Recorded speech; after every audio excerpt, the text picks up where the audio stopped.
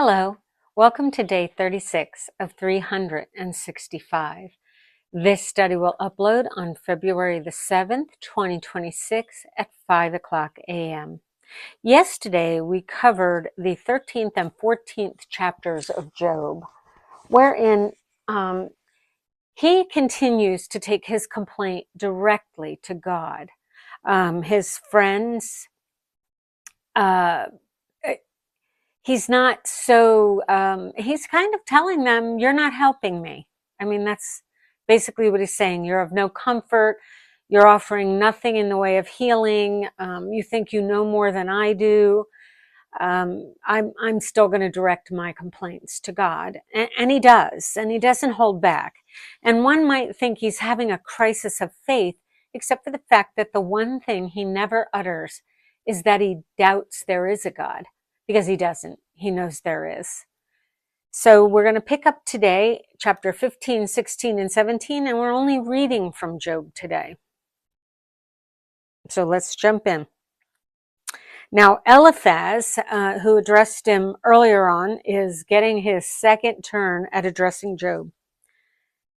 Chapter 15, verse 1. Then Eliphaz the Temanite answered and said, should a wise man answer with windy knowledge and fill his belly with the east wind? Should he argue in unprofitable talk or in words with which he can do no good? But you are doing away with the fear of God and hindering meditation before God. I think that what Eliphaz is trying to say here is, with all your complaining, you're not really asking for mercy. Picking up at verse 5, for your iniquity teaches your mouth, and you choose the tongue of the crafty. Your own mouth condemns you, and not I. Your own lips testify against you. Are you the first man who was born? Or were you brought forth before the hills? Now he's getting snarky. He was kinder before in his criticisms. Have you listened in the counsel of God? And do you limit wisdom to yourself? What do you know that we do not know? What do you understand that is not clear to us? Both the gray-haired and the aged are among us, older than your father. Are the comforts of God too small for you, or the word that deals gently with you? Why does your heart carry you away, and why do your eyes flash? I think that means Job has experienced a lot of emotions that are easily readable. Anger, resentment, pain. That you turn your spirit against God and bring such words out of your mouth. What is man that he can be pure? Or he who is born of a woman that he can be righteous? Behold, God puts no trust in his holy ones, and the heavens are not pure in his sight. How much less one who is abominable and corrupt, a man who drinks injustice like water. I will show you, hear me, and what I have seen I will declare. What wise men have told without hiding it from their fathers, to whom alone the land was given, and no stranger passed among them. The wicked man writhes in pain all his days, through all the years that are laid up for the ruthless. Dreadful sounds are in his ears. In prosperity the destroyer will come upon him. He does not believe that he will return out of darkness, and he is marked for the sword. He wanders abroad for bread, saying, where is it? He knows that a day of darkness is ready at his hand. Distress and anguish terrify him. They prevail against him like a king ready for battle, because he has stretched out his hand against God and defies the Almighty, running stubbornly against him with a thickly bossed shield, because he has covered his face with his fat and gathered fat upon his waist, and has lived in desolate cities, in houses that none should inhabit, which were ready to become heaps of ruin.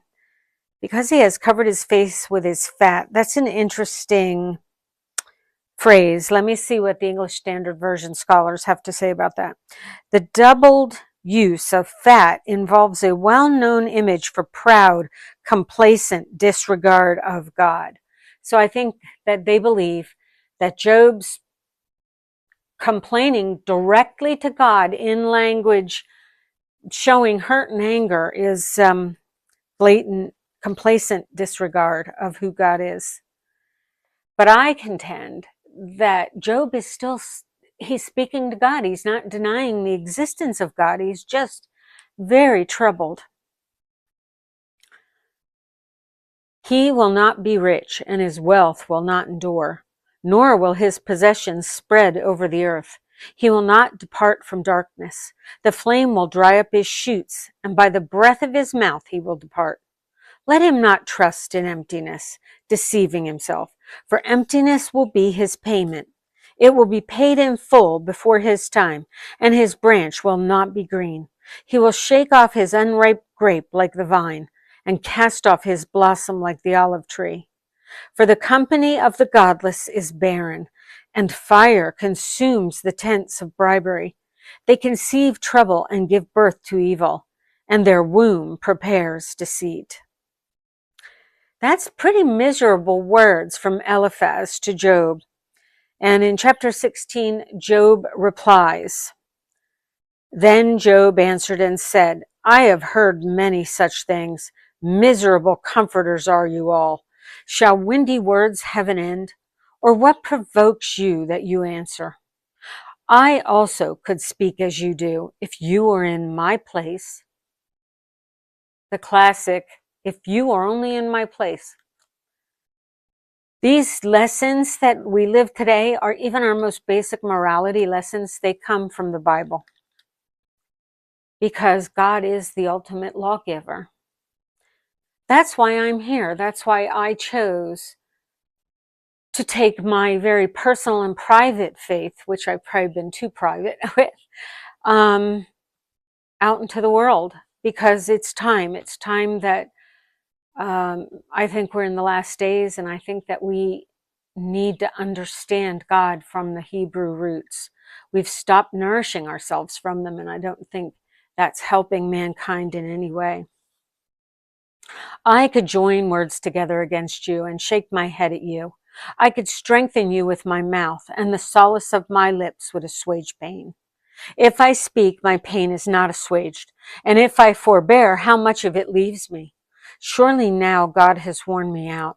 He has made desolate all my company, and he has shriveled me up, which is a witness against me, and my leanness has risen up against me. It testifies to my face. He has torn me in his wrath and hated me. He has gnashed his teeth at me. My adversary sharpens his eyes against me. Men have gaped at me with their mouth. They have struck me insolently on the cheek. They mass themselves together against me.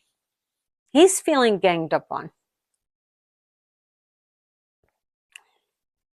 God gives me up to the ungodly and casts me into the hands of the wicked. I was at ease, and he broke me apart. He seized me by the neck and dashed me to pieces. He set me up as his target. His archers surround me. He slashes open my kidneys and does not spare. He pours out my gall on the ground. He breaks me with breach upon breach. He runs upon me like a warrior. I have sewed sackcloth upon my skin and have laid my strength in the dust. My face is red with weeping,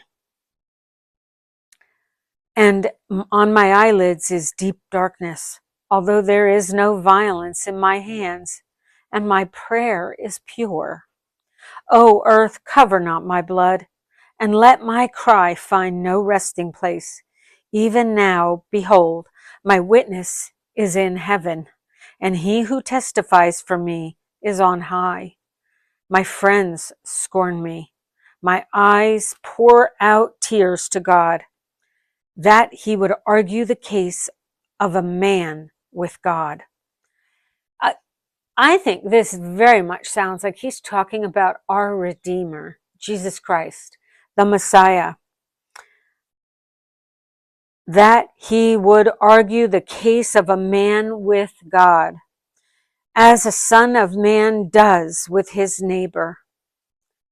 So while you're willing to argue on behalf of your neighbor when he's falsely acquitted or falsely accused, and or if he's got a body of really good work and he did one bad thing, you're normally willing to jump to the defense of someone you know to be an otherwise good person. Job here is talking about someone who will do that for man with God. And that is Jesus Christ, the mediator.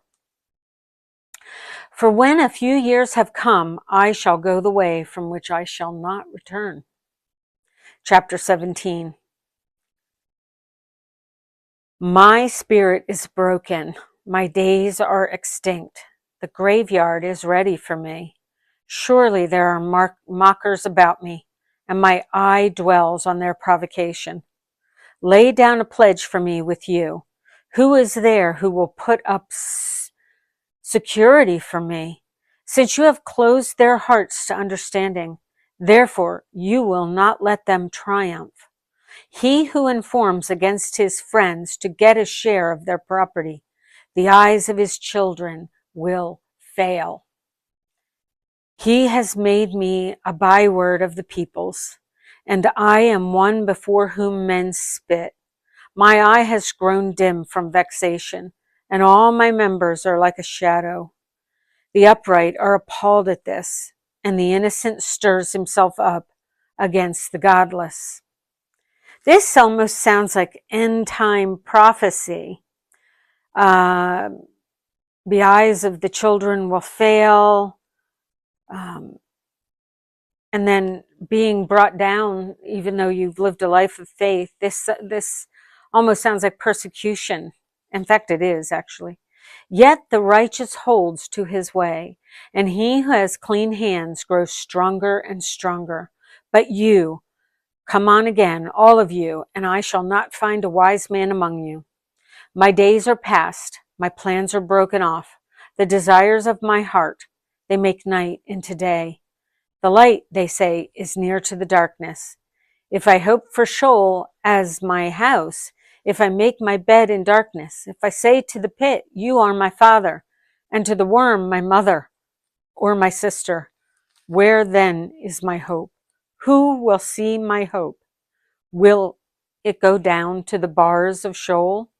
Shall we descend together into the dust?